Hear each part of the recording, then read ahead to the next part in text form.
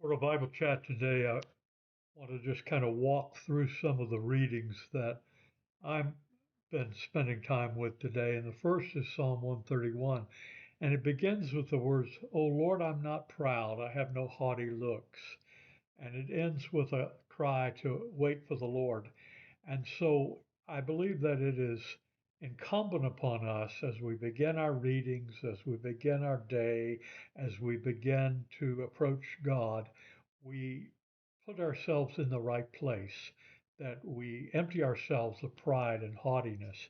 And then it goes to Psalm 132, where the psalmist is saying, Lord, remember David, and he evokes the legacy of David and David's commitments, and he reaffirms his own commitment to do the work for which he was born, to find a resting place for God's habitation, and to fulfill his mission in life.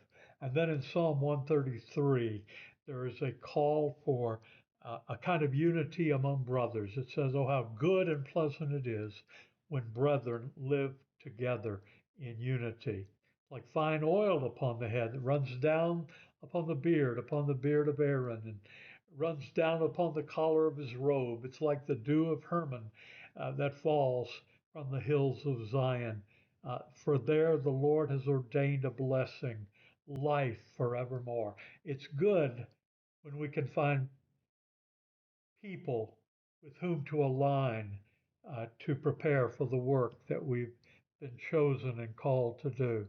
And then we move over into 2 Kings 23, 24 through 14 through 25.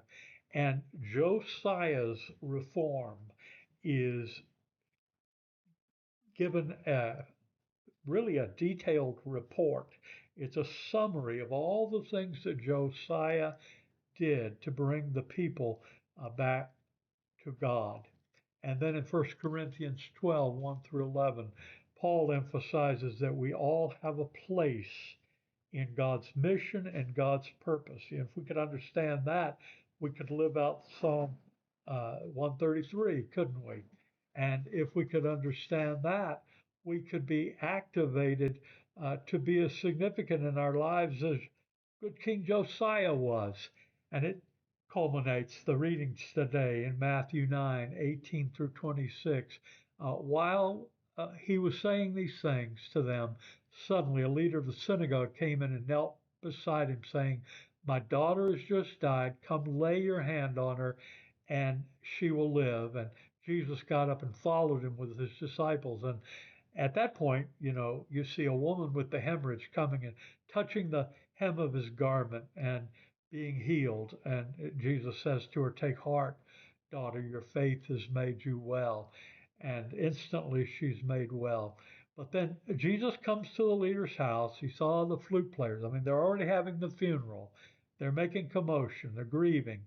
And he says, "Go away, for the girl's not dead, but sleeping." And they laughed at him.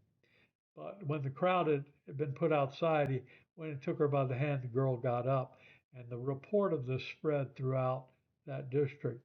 Now, if it's just a light reading of this, it's a cursory reading, one might just assume, oh, Jesus raised her from the dead. But I think something deeper and more meaningful is happening here, something that touches on to our use of spiritual gifts in 1 Corinthians 12, our significance in 2 Kings 23, our sense of connection and our sense of commitment in the Psalms. And it's this: everyone else had given up on her. They saw no more life in her. But Jesus saw that there was still life in her, and he called the life in her out so that she was able to get up. Yes, she was healed, miraculously healed, but it is only Jesus who could look at her and see there's life still there. When Jesus looks at you, he sees life. He sees your potential, and he sees that there is more use in your life. And even if you have given up on yourself, even if everyone else has given up on you, there is still life in you.